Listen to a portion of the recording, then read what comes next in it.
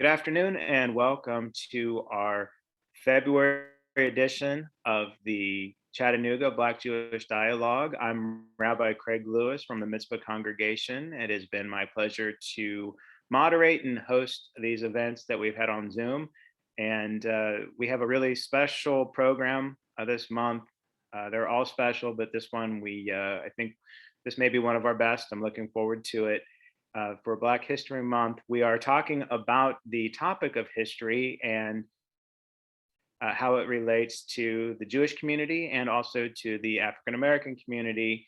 So we have experts on Jewish history and Black history, even though Ken says he doesn't necessarily want to be called an expert on history. He has positioned himself as such, and he has a unique relationship and sees a unique mission in relation to it. So we'll let both of them share their experiences and look forward to having them both talk and share some pictures and videos as well, and talk about their unique relationship and some of the work that they have shared over the years. So Ken Granderson is a graduate of MIT, and he launched his first software development company, Inner City Software, Brains in the Hood, and he was committed to closing the digital divide by creating technology products and solutions by and for people of African descent.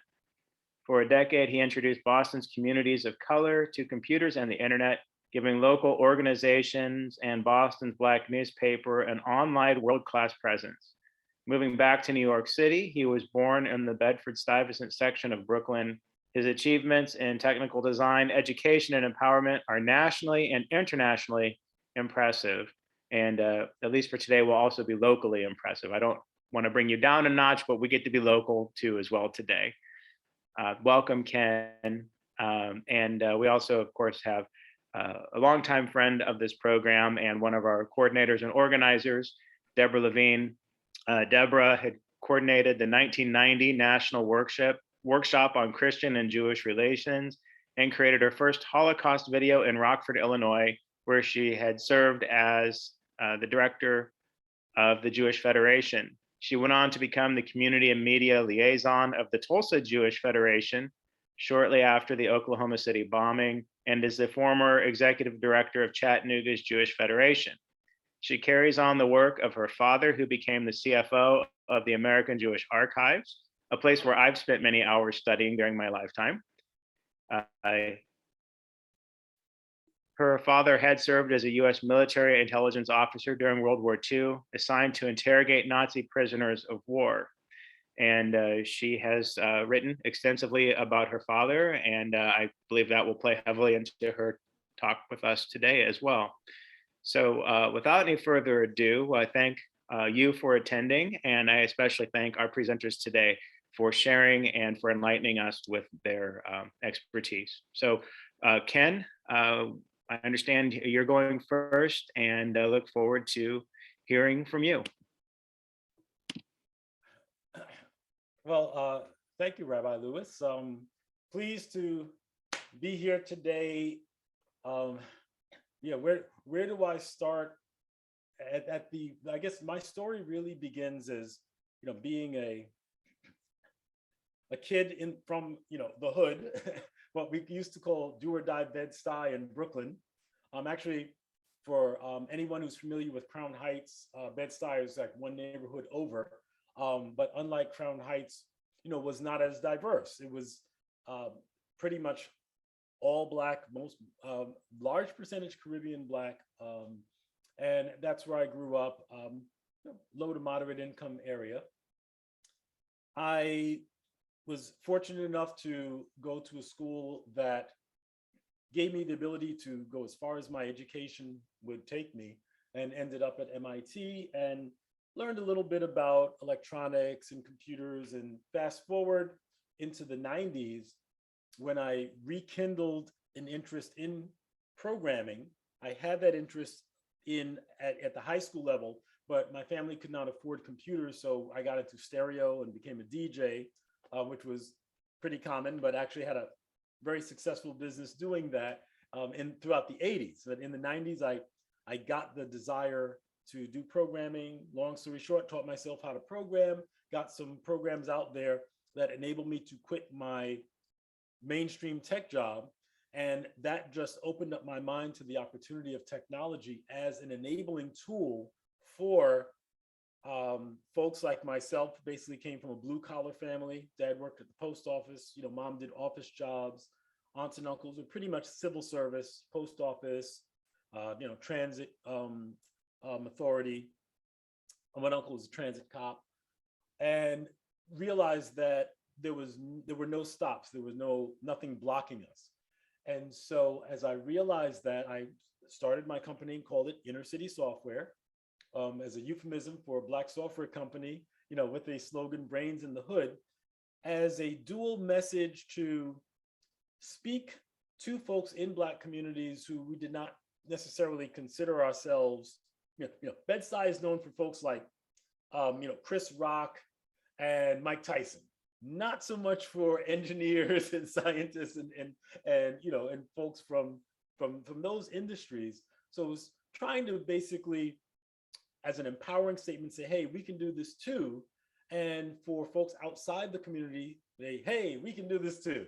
And so, because I am a tech guy and I'm not a teacher or author, I asked myself, well, what might be a vehicle to get folks from my community interested in technology? And I figured, well, if we see ourselves reflected in technology, then maybe that will be a good way to do it. And so I think we've got about a 20-minute block, right? Okay, so 1 minute and 57 seconds is good to show a video of what was actually before Black Facts, my first entree into, let me click the share sound, into creating technology around Black history.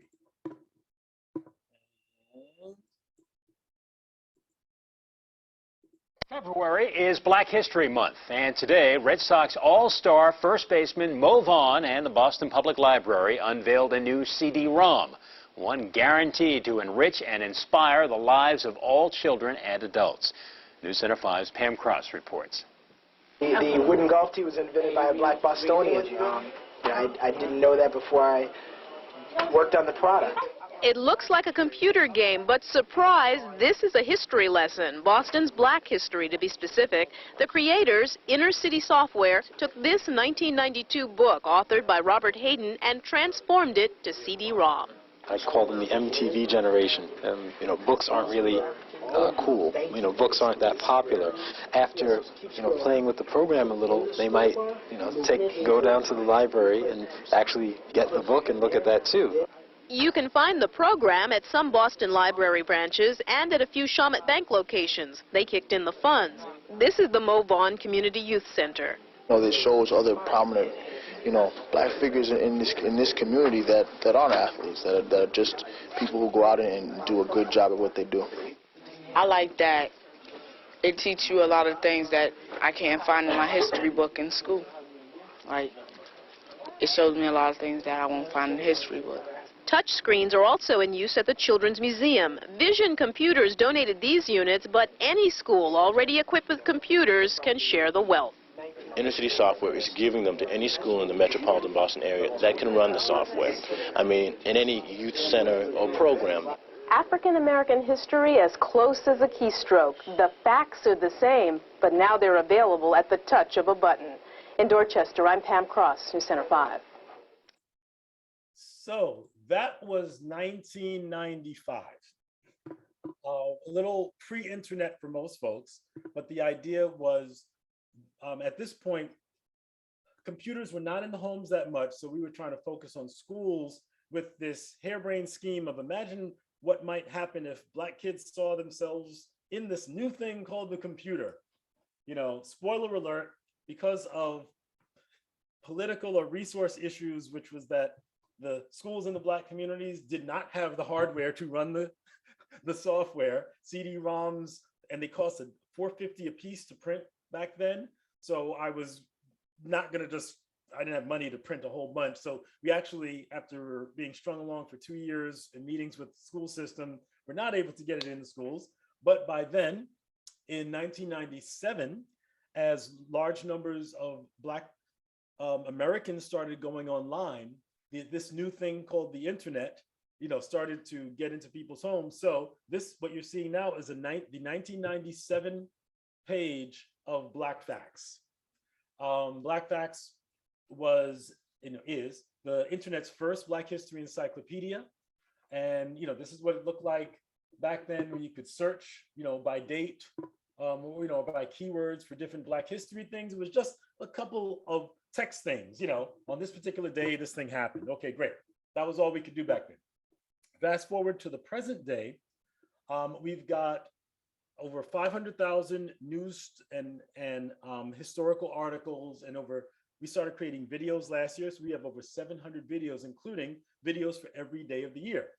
And here's an interesting thing about history, is that we know that there are challenges going on about different historical sort of things. And, coincidentally, or not, given our Black Jewish audience here today's Black History Fact, we have what we call the Black Facts Minute, a Black History Fact for every day of the year. And so when you go to Black Facts, you'll load it, and today's happens to be on Malcolm X, who gave a speech today in 1965, 1 week before he was assassinated. And so these videos just run, actually, the reason that this was a Black Fact is that his house was firebombed the day before, but he still did this speech in Detroit. And on Black Facts, so, we've got one historical event of the day, and then other things that happened on that day, different stories about, things, organizations, different folks, et cetera, et cetera, et cetera. So again, we've got Black History Facts, videos where we've got videos, we just finished our 31 series American Black History videos that goes from 1619 to Kamala Harris. Education goes back into ancient African empires and has videos on events like the Emancipation Proclamation, the Wall Street, the Tulsa riots, Juneteenth, et cetera, et cetera. We've got, quote, heroes in different areas of different fields of endeavor, one on Black women, Afro-Latino trailblazers, because there's when we think about intersectionality, there isn't one group of people who identifies as Black, and we've got like 100 million Black folks in Brazil, for example. Caribbean revolutionaries. We've got a 40 video series on LGBTQ pioneers, folks in music. The Divine Nine are traditionally Black fraternities and sororities, and 2 Kwanzaa series. And just, I'm not going to play any videos, but just show kind of what the experience is, where when you go into any of the series, you'll have a video that plays, and then a whole list of as you can either click the arrows, different episodes for different things that happen in that particular series, or with the series that focus on different individuals. And we have historical figures and living figures, different, we'll have a video on that person. The videos run from like a couple of minutes to about 5 minutes. And so, this is like I said, we go Shirley Chisholm. Folks in Brooklyn will remember Shirley Chisholm running for president. And like I said, we end up going through various different events, up until this is an American Black history, but Desmond Tutu is important enough that we made a video on him. He has a footprint that's global, and Kamala Harris. So what we are looking to do is use our technology to share, information about different Black cultures. Earlier, Rabbi Lewis mentioned something about, the importance of real news versus fake news. And so, in our news, what we do is we pull from trusted sources. So on our news page, we're pulling headlines from sources from around the world. So like, for example, Haiti, from the US. I'm sure we'll see some other flags. This is like a all Africa, so we've got Trinidad, we've got 200 different sources in 35 countries around the world.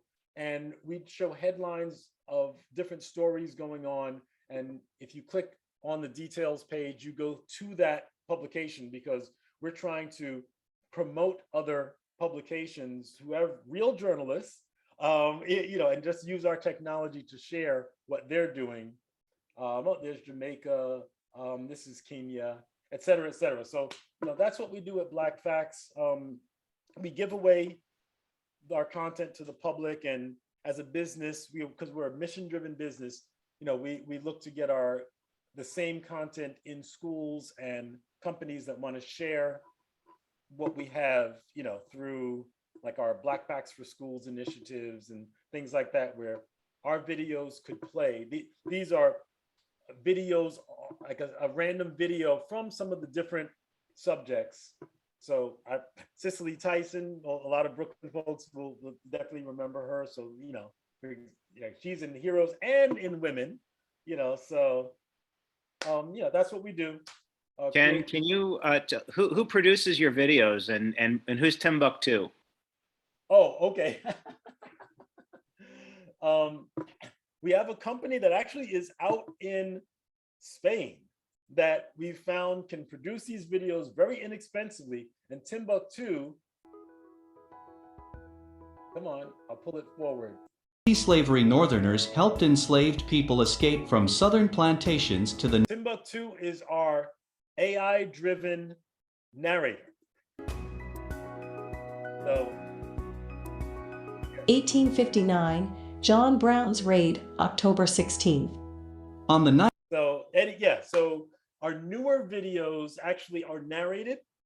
When we first started this, and this whole video experiment really started for Kwanzaa 2020, when my business partner Dale said, you know what, we should make some videos to help folks understand what Kwanzaa is, because it's not like the Black Christmas or an alternative. It's a celebration of culture that hopefully people of variety of African roots can celebrate family and togetherness, and it's all about working together, and et cetera, et cetera. So we made these little videos, and our site readership just went off the scales. And so we said, video, who would have thought, right? Kind of should have figured that out, right? But our first videos, like when you see things like the Cicely Tyson, there's no narration, so you have to actually read the text, which is good for some of us older folks, but so the younger people, we figure, they're not used to reading so much. So if we can do narration, that makes it easier for them to consume. And that's also why we tend to make the video short. Most of them, like I said, they were like, 2 minutes, 3 minutes, 1 minute 53, 1 minute, etc. Because we know that attention spans aren't what they used to be. And our objective is really to make not so much history fun, but for especially younger Black kids to recognize that their history is not, started with slavery and nothing happened before, because we've got ancient African empires, but also there are Blacks in various countries. Most of our content is American, but who have been in every field of endeavor, who have done things that will just blow people's minds, like for example, there are a lot of folks who, because of historical events like the Tuskegee experiment, where Black men were infected with syphilis and left to fend for themselves, there's a lot of COVID hesitancy, so we say, well, okay, yeah, that happened then, but Dr. Kazmika Corbett, she led the Moderna team, so we made a video about her.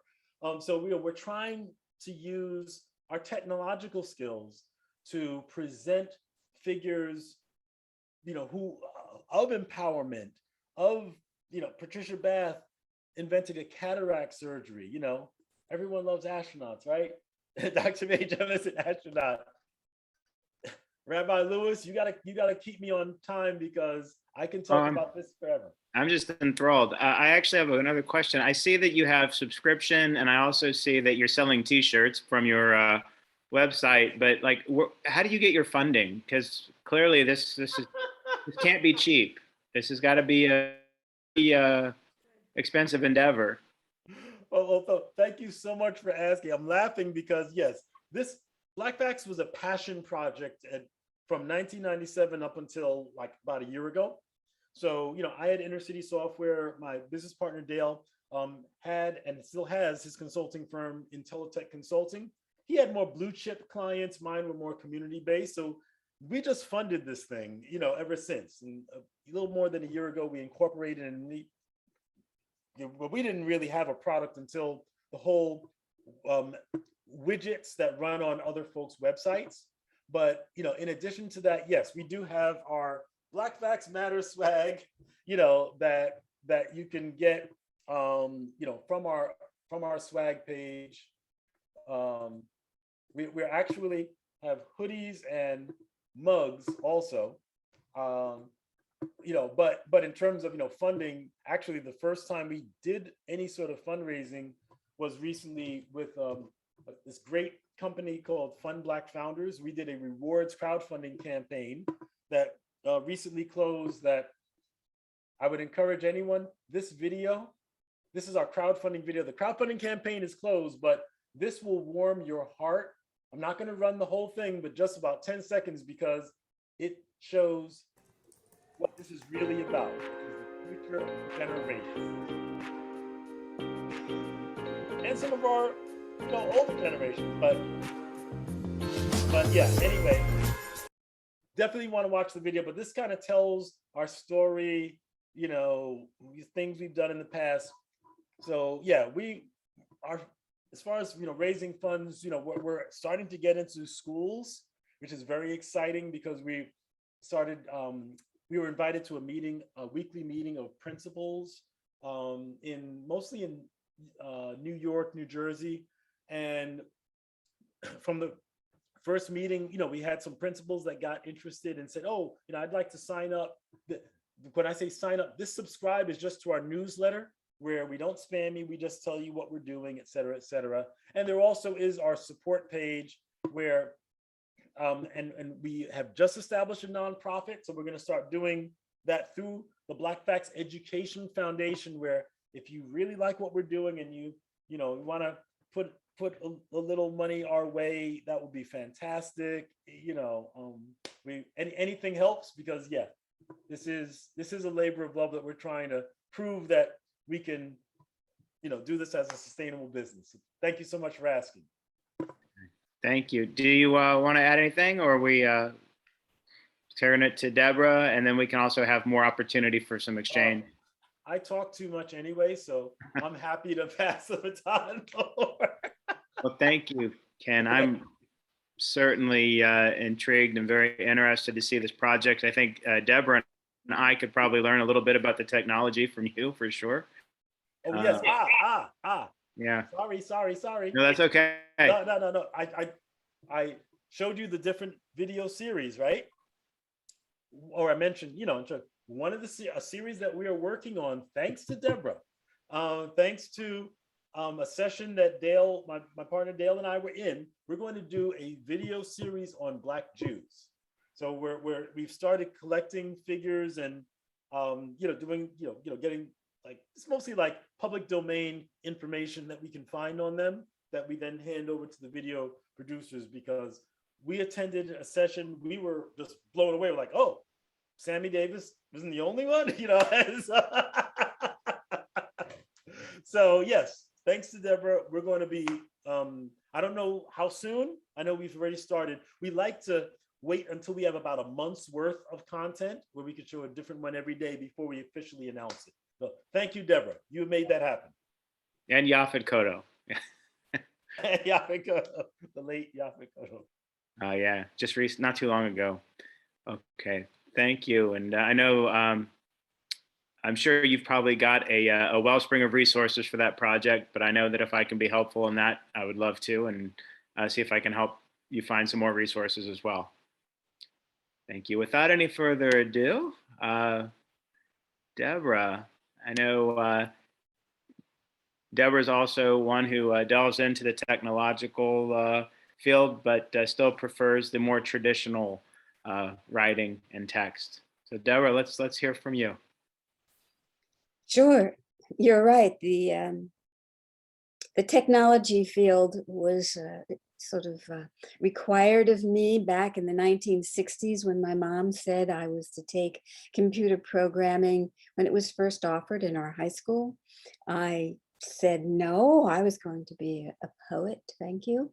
She said, this is not a suggestion, this is the future, you will. And so there you go. My mother was such a soft-spoken Bermuda girl with this lovely voice, but you did not say no. So it turned out eventually I did become the IT director of the American Jewish Committee in Chicago. When I was also the Interreligious Affairs Director. An interesting combination, yes. But the idea that you can go into new fields was something that I'd been brought up with. If you look at the fact that I was born in Brooklyn but brought up in Bermuda and then came back to New York, you can see a lot of cultural diversity right there. In Bermuda, my great-grandfather came around 1900, and we are the only Jewish family to have lived and worked for 4 generations on the island. One of the things that my grandfather did was he became one of the first realtors, professional realtors on the island. And he built a strip mall in an area in Hamilton, downtown, that would be accessible to both whites and blacks. And he did this very much on purpose. He was also the person on the island who hired the first Black woman in the front office. And I'm going to share my screen with you to show that when I went back to Bermuda many years ago, but as an adult, I had lunch with this lady, Hester Ming, and it was wonderful. When I called her up, she said, "Dabby, is that you?" Yes, it is. So here we go. I'm going to share the screen.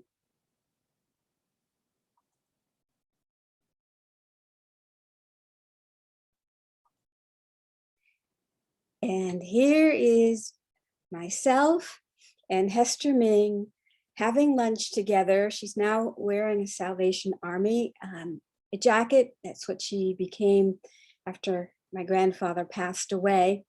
And there's me with lots of hair in Bermuda having lunch, something we probably might not have been able to do back in the day when I was really younger, because Bermuda as a British colony was segregated like the Old South.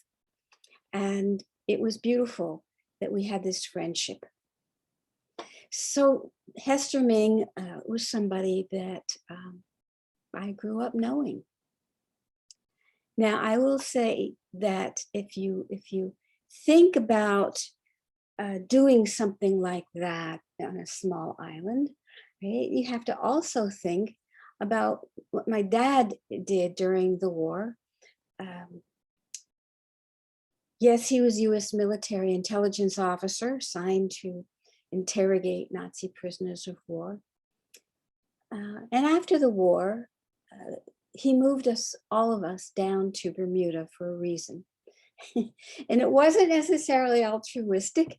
It was that coming back, there was so much going on with the different families. He needed a break, and Bermuda was such a beautiful island. We went there and stayed for about 7 years. And I'd like to show you a picture of Dad in World War II.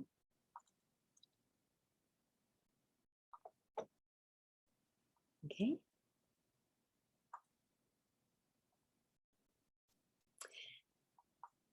And this is my father getting a Medal of Honor towards the end of the war. He was a slender man and a very modest man. When I asked him about this, what did you get the medal for? He said to me, well, they had a lot of extra medals and they didn't have anybody else to give it to, so they gave it to me. Right. I did not know at the time that he had kept all his letters that he had written my mother and her letters to him in a file cabinet in his closet. And I would not know that until really I took the job in Tulsa after the Oklahoma City bombing. And I'd like to share with you that dealing with that meant that I was trained by the FBI in security and dealing with neo-Nazis and what they called skinheads in those days. And I'd like to read you something that I wrote in this book, and I'm going to stop sharing here. When hate groups march down Main Street. The Aryan Nation was typical of the more organized groups in the region of Oklahoma. The skinheads were a loosely organized network, mostly young white males. The skinheads were easily identifiable, sporting black leather piercings and swastika tattoos. Often recruited by the Aryan Nation, the skinheads deposited leaflets on the lawns of Jews and African Americans, declaring that neither were actually human and therefore wouldn't be missed if wiped out. It was a relief to help shine a spotlight on their activities. These loners and small groups could do major damage, including the Oklahoma City bombing. Their lack of criminal history and under-the-radar organization allowed them to escape detection until they erupted into deadly violence. It was almost impossible to separate the extremists from the deranged. And this was, I said this because in those days there were people who were saying, well, they're just mentally ill. So Oklahoma taught me not to waste time figuring out which category applied to which threat. And doing all of this, and my father got a little bit worried for his daughter. I took a plane from Cincinnati and came to talk with everybody to make sure they took good care of me. This is where I arranged for a radio interview with him when I found out what he really had done during the war. The history of it was new to me, but very personal.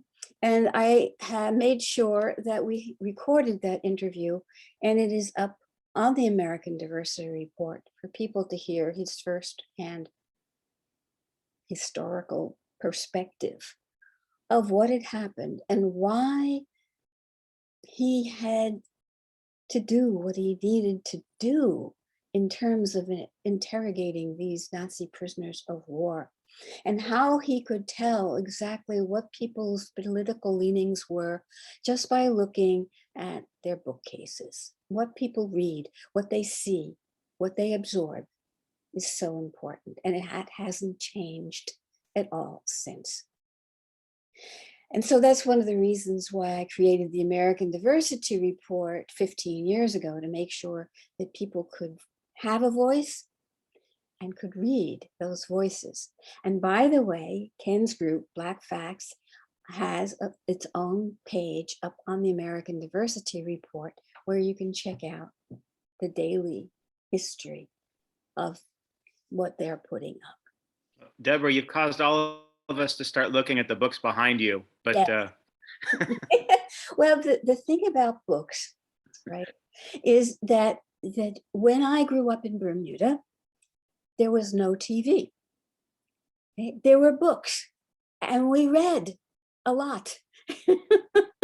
And it made your mind larger, thinking about it. I remember one of my favorite books was about a young girl who climbed up a tree and as the branches turned around could go to different universes. And maybe this is why my Aunt Polly said to me, you know, it's kind of unusual that a little girl in 24 square miles of island does all that you do. And to me, it's very natural, right? Just fly away. Let's check it out. Be curious, be creative. That's why I do what I do. Now, as you know, I've been involved with the Jewish community for quite a long time. And it wasn't my first instinctual choice. Because when I went to Harvard, and I went to Harvard Divinity School to study, I was the only Jewish girl in those classes. There was one other Jewish person, he was male and he was older than me. Dealing with it was difficult. There were conflicts. There were rather kerfuffles with faculty, with deans. Yeah. And I thought, well, why would anybody want to do this the rest of their lives? Right? And indeed, I switched to cultural anthropology, oral history, folklore, not realizing that it would all blend together. The storytelling, the understanding of culture, the ability, to analyze cultures and use religion in the process. So as I grew older and my mother became very ill, for her sake, I took the job with the American Jewish Committee in Chicago. Now, originally, I went to an interview for the job that was highly political, tracing the political campaigns in the city. And if you know anything about Chicago, you know that its politics are, that's why they call it the Windy City. It's not about the weather. And so when I went to interview, they said, well, how about we take you on for a different job? The Interreligious Affairs Director. And I said, okay, but why me? What do I know? And they laughed. They said, you were the only Jewish little girl really on the island of Bermuda.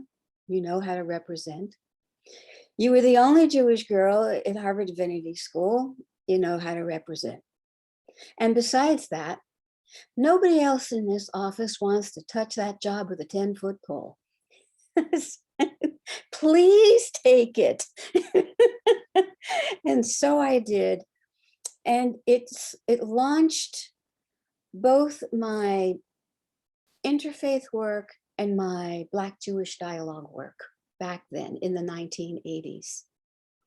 And I recall sitting there in my office wondering what was to become of me and how did I get in this position.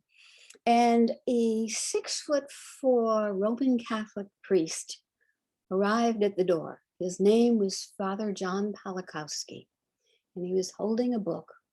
And he says to me, I think you're going to need me. And I said, I don't know who you are, but I'm sure you're right. And he turned out to be someone who actually worked with the Vatican. And I am so grateful for all the people who assisted me in doing the work that was necessary to run the National Workshop on Christian-Jewish Relations, the Catholic-Jewish dialogues, and to found my own organization, the DuPage Interfaith Resource Network. And that is where I first entered a Black Jewish dialogue in downtown Chicago. And it was, I don't know, it seemed like home. And I have been doing it ever since. The idea of dialogue has been one that fascinates me, of bringing together diverse people to discuss tough subjects. And when we started with the Jewish Catholic dialogues, I had to put together bylaws and rules, how we were going to do it, join the dialogues. and then transferred to a national stage in the Catholic Jewish workshop that we were running. And all of a sudden, I found myself featured in the Jerusalem Post. What was Deborah Levine going to do about this and about that? And my first reaction to going international was I went home, I crawled into bed, I pulled the covers over my head and dreamed about being back at Horseshoe Bay in Bermuda, the beautiful blue sky, quiet, perfect. But I had to come out eventually, and I did. And it taught me so much about working with the media, doing these dialogues, having the ability to write. That's when I had to start, really. Wrote one of my first books, teaching curious Christians about Judaism, and realized that documenting all of this is so important, that we are all living history, and we better make sure, right, it's remembered. Now, when I was Federation Director here, and I had to resign because I got so sick on a Federation trip to Uzbekistan, I didn't know how long I would have to live. And it reinforced the idea that if you're going to leave a legacy, don't wait, do it now. Well, that was 20 years ago. I'm still here, and that legacy is still evolving. And I think I mentioned to some of you that I've used my dad's letters, my mom's letters, and the memoirs of a Polish Holocaust survivor in a radio theater script, which will be on the air at WUTC, our local university, sometime during the Memorial Day weekend. Do you have a title for that, by the way? I want to give a full plug if we can. Good question. It's based on my memoir, The Liberator's Daughter. And it is, well, let's see here. I'm pulling it up. You send it to me. You sent Untold Stories of a World War II Liberator. That's the official name of it. Look forward to hearing that. Yes, indeed. Our voices must be magnified. We must be heard and seen. And just as Ken talked about going to video, right? I decided, okay, let's take 15 years of the American Diversity Report and 2 years of its podcast and go online, on the air. And let's do it. And we are. And that's what we all need to think about. That voice. Great. Thank you. I do have some questions. Maybe I'll get started, and then certainly we can open up. And let's see. For I guess both of you, think about how I want to phrase this. As people who find it in different capacities, you both seem to have different functions with regards to history and how you see your responsibilities. But I guess, what is the most important thing that we should take from just the purpose of knowing history? Why is it so important, not just to you, but why do you think it's so important for others to access your resources? And then I'll put you both up. Well, I know I always like to say, be old school and say ladies first, but I definitely have some thoughts, but let's hear if Deborah is ready. Well, I think that the history is so important because, especially today, when there's a bit of cancel culture going on and a bit of censorship, because we don't want to be uncomfortable, we are censoring important dates, important activities, important things that people have done. And I don't really understand why. But if that's one of the reasons why I'm looking for an even louder, larger voice than ever, because history, if lost, if not documented, if not read and heard, means we aren't who we are. We are lost too. And I think that also goes with the sanitization of history, that the more that we allow it to continue to be taught in such a sanitized way, we fail to learn the lesson and we perpetuate the wrong impression from history. And I think with what's going on with the limiting of mouse in schoolrooms in a county in Tennessee, but also with the trouble with the 1619 project and the opposition that it receives, when it seems just so straightforward that it's a more direct teaching of American slavery than what has been taught before, and its time has come to be learned the right way. That we see this resistance to actually confronting true history. Right. I'm sorry. And you know what? To make a play on words, when you said the sanitization, I think that not teaching history runs the risk of opening the door for insanity in the form of doing the same thing over and over and expecting a different result. History, I believe, in general, I look at the path of human history of us hopefully figuring things out and getting better. But in order for us to do that, we have to understand the mistakes of the past. And that doesn't mean that we're blaming and demonizing, but saying, you know what, way back then, people thought that wasn't the best idea. Let's not do that again.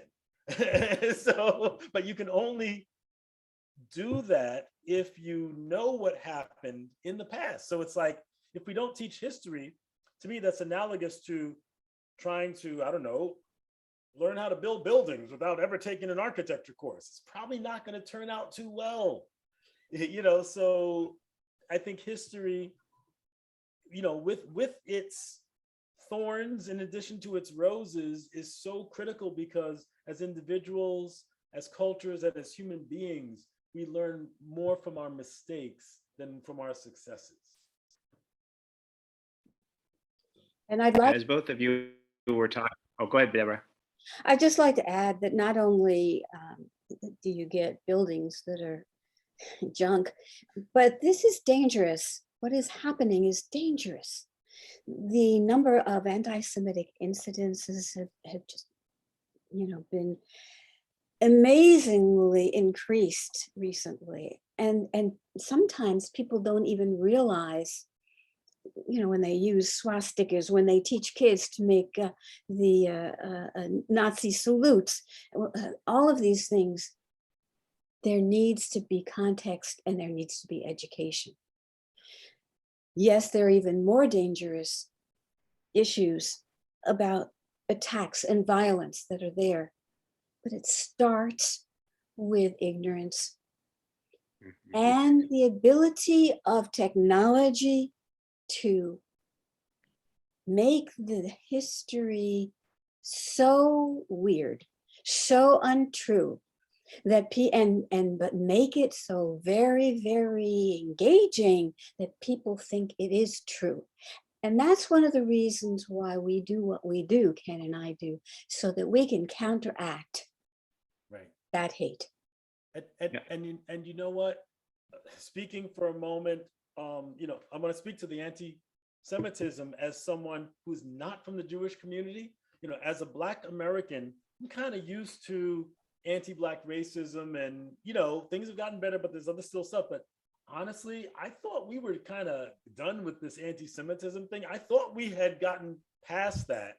I've been blown away. Like, wait a second, like, really? People still think that, it's just been like, holy cow, like, how is this happening? Because I really thought I really thought that we had, You hit on something there's a mutual naivete because as a Jewish person, I had for years thought that racism had not gone away, but it wasn't as prevalent because it was not within my sphere of influence and not within my community.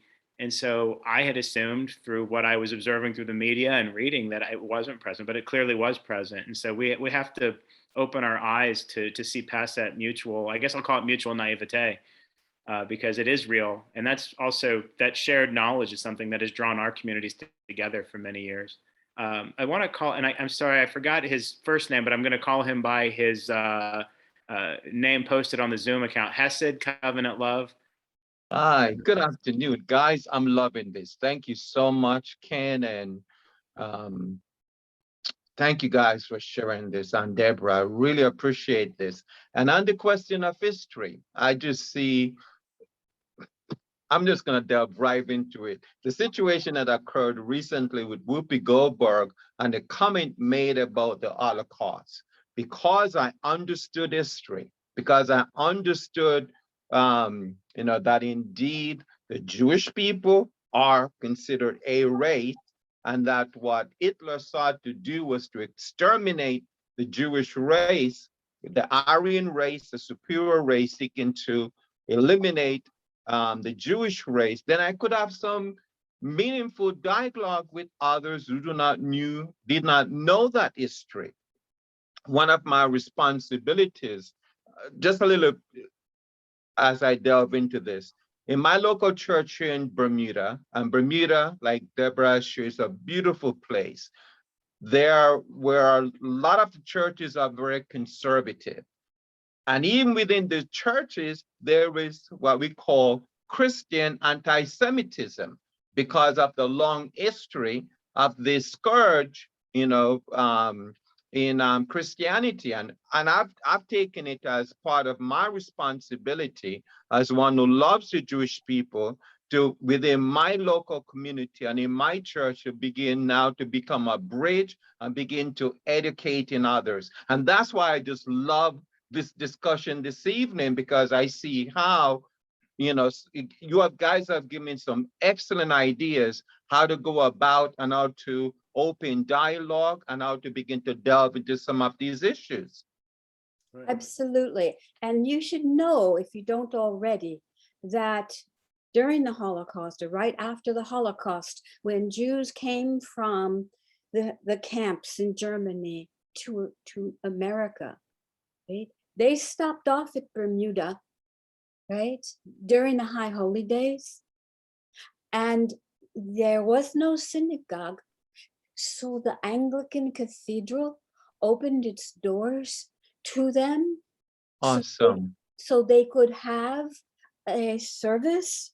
They were quarantined, so they had to walk from the harbor up the hill to the cathedral. And it was conducted in Hebrew by the archdeacon, because my grandpa didn't know enough Hebrew. The archdeacon did. And so the idea that we have this ability, right, to help each other is ingrained in me and others. And it's something that the interfaith community can really, really promote and must. Yes, we must. Deborah, Thank you. I'm sure Deborah, from doing Catholic Jewish dialogues, encountered the Nostra Aetate a time or two. And that was a beginning of the reckoning from the Christian community to openly address the biblical sources of anti-Semitism, which still hold in many communities today, charges of deicide and responsibility for the death of Jesus, which is not the only underpinning of anti-Semitism, but is a prevalent underpinning of anti-Semitism throughout the world. And so I think for all Christian communities, whether or not they're Catholic, I think it's important to look to Nostra Aetate as an important document and a shift. Deborah, can you speak to that? Was that something that came up in your Catholic Jewish dialogues before? Oh, you're kidding? Okay, so I was actually dealing with the Vatican during that period, and we had a representative more than one representative from the Vatican working with us on that national workshop on Christian-Jewish relations. And I will say to you, however, that there was a lot of controversy around what we were doing. And I had to hire extra security at the hotel where we were holding the conference. Wow. Can I share a thought go ahead, Ken. about, but, you know, when he mentioned the comments from Whoopi Goldberg, you know, I do not know her. I do know that, you know, she grew up in New York and is several years older than me. You know, different neighborhoods and different, you know, upbringings are different, but certainly in my neighborhood, when I grew up, we pretty much viewed Jews as white people because, and we also viewed them generally as sort of a merchant and owner class, you know, not a renter, you know, an underclass. And many, I believe, Jewish folks in Hollywood anglicized their names to avoid criticism. And there were many Black people who, I wouldn't say took umbrage with that, but said, you know what, yeah, you can do that. You can get away with that. You know, and so, you know, so race in the minds of many Blacks is based on, I walk into a room, you know who I'm dealing with, and you know, talk to me on the phone, maybe not, but when I show up, boom, if you're racist, I'm done. You know, and so there is that dynamic in many Black communities. You know, all these things are complex, you know, but I have a funny feeling that that's where she's coming from the perspective of you know, yes, you know, there's histories of, you know, no Blacks, Jews, Irish, etc. You know, the Irish, you know, figured out ways to integrate themselves into the mainstream, you know, white culture. And many Jews have been able to fly below the radar because, you know, many times they can, you know, pass the look test and the racists don't realize. But yeah, you know, so I think that's where she was coming from. I also believe that when she was given a wider perspective, you know, that I think that she acknowledged, and, you know, which I hope is what happens more and more, that we have these dialogues, that we recognize that based on our different backgrounds and, you know, what we're taught, we're going to make mistakes. But when we make the mistakes, if someone says, hey, you kind of stepped on my toes there because this is my experience, that the other person can say, oh, wow, I didn't realize that. I'm sorry. And we can move forward with a greater understanding. That's what I hope. You know, it's interesting. With Art Spiegelman recently did a talk with focused on the Chattanooga and McMinn County area here in Tennessee, but it was broadcast internationally. But one of the things that he mentioned, and it might not have been part that made the air, but I remember him talking about, you know, deciding whether this was somewhere on the malevolence ignorance scale of the decision not to allow Maus to be taught in the classroom. And we more or less decided it was on the ignorant side of it more than malevolence. And his response, and I'm probably not going to get the quote perfectly, but paraphrasing, he said, you know, you can change ignorance, you can't change malevolence. And I think that's the important thing with Whoopi Goldberg. And, you know, it was a response that came out of a narrow understanding and some ignorance of the history. And it wasn't, well, at least I don't believe it was malevolent. Right. And that seems to be, most people don't feel that it was malevolent, and so that she can learn. And that's the hope, is that not only she, but she opens the avenue for other people to learn the history. And also just know that Jews internally have done plenty of research on the changing of identity and blending in. And even there's a really good book called Empire of Their Own, how not only did Jews want to adapt their own identities in Hollywood, but also tried to make their story part of the larger American narrative as well. I saw Hesed, you had, oh, go ahead. You mentioned ignorance versus malevolence. Yeah, in that case, you know, maybe, you know, she falls on the ignorance level. But when you're talking about books, right? I think it was it Texas or Georgia that had a history book that was talking about, slaves and masters having a barbecue, and they had a good time and all this sort of stuff. And recently I've seen a meme talking about To Kill a Mockingbird being banned, and and they're saying, like, because they don't want folks to feel uncomfortable. And the punchline is, that is the entire point of the blanking book. Right. Well, I don't know if that was Texas or Georgia. I would readily believe either. I know Texas recently had a book that was banned. I think it was called The New Kid.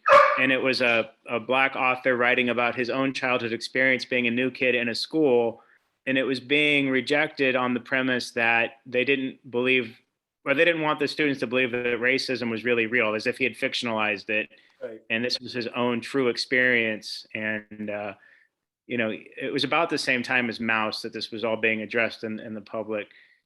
So we need to, I think there is a strain of malevolence in the restricting of these books by denying people access to knowledge. Absolutely, yes.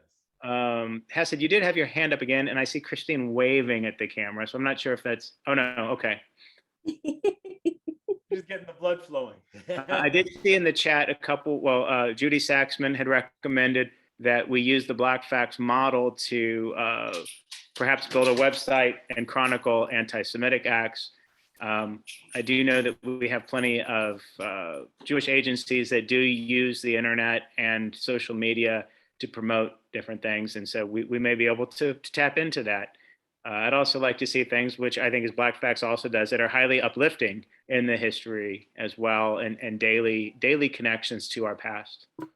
Oh, and you know what? You reminded me of this picture, which again, we don't know who this gentleman is. Yes. This gentleman here, but I kind of think he's wearing a yarmulke back there. Yeah, but he's Jewish. It's my Uncle Myron. No, I'm just kidding. Yeah. So there were definitely, more than a few historical events, where we, come together. I mean, unfortunately, this one was more fortunate than this one. But yes, there are quite a few situations where people from the Jewish community, stood, and in this tragic situation, sacrificed all. Ken, I know you may not know this, but this particular dialogue had started after George Floyd and the demonstrations that came after that. There was one of the local Black leaders that had made some anti-Semitic comments.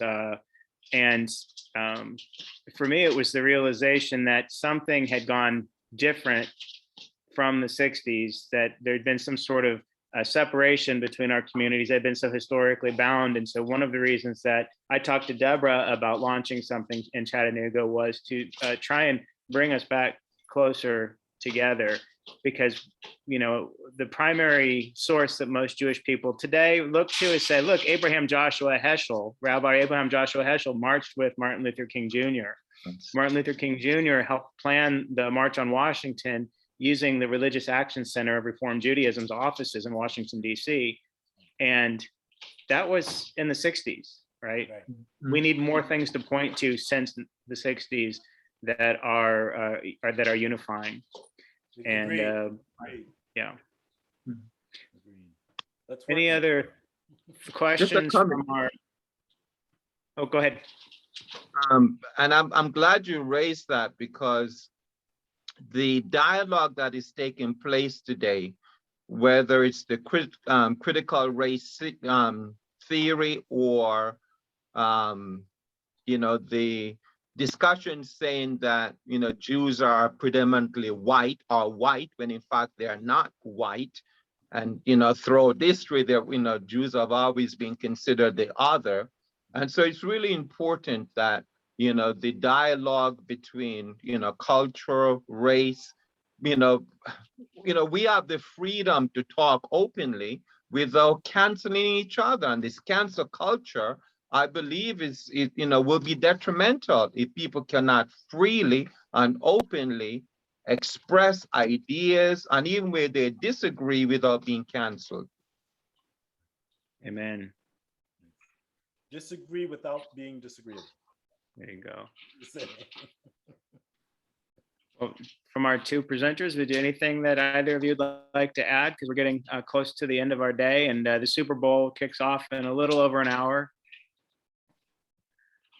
I know everybody in Bermuda is anxiously watching the Super Bowl. I'm sorry, I'm not into Super Bowl tennis. Deborah and I each used to live in Cincinnati at one point. So I wanted to just offer one reflection. As you were talking, I had thought of the biblical expression that, righteousness flows like waters, or justice flows like waters, and righteousness like a mighty stream. And I thought, how well could we say history can flow like waters and lead to justice like a mighty stream? And that is to look at the waters that have flowed in the past in our direction, and then hopefully stand in a place not where we necessarily make history, but can shift the course of the waters so that they do flow like justice as a mighty stream. And I think both of you, through your work, do that. Hopefully redirect the waters and bring a lot of us with you. And I hope the rest of us and the things that we do, whether in our occupations or in our free time, or just in the way that we learn and share our learning with others, can do the same. Right. And I will also say, if not now, when? Deborah, go ahead.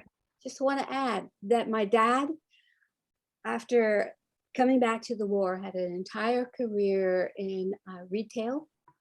And then when he retired, became the chief financial officer, right, of the American Jewish Archives in Cincinnati.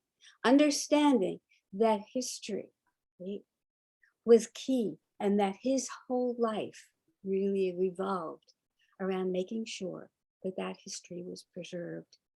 And he lived long enough to see a lot of what I was doing and support me. And I feel so fortunate for that. And I hope we can support the next generation too in doing this. Amen. And let us do that together. Well, thank you, Ken. Thank you, Deborah. I want to thank everybody for attending today. And just as a bit of a side note, this was wonderful, Christine. I think everybody, a round of applause, even though they can't hear it, we can all see that this Chattanooga Black Jewish Dialogue, at least as far as the Zoom meeting portion, we're going to be taking a break and hopefully revamping, replanning to relaunch at a later date. So we do not have anything planned for March or April, but hopefully we will be able to relaunch again, I said, at a later date when we come up with some new ideas and new topics. So thank you all for being a part of this. It's been wonderful doing these, and I look forward to our continued work together in any format, be it technological, telephone, or even the mail. So thank you, everybody. Enjoy the rest of your day. If you watch the game, enjoy the game, and keep doing the great work.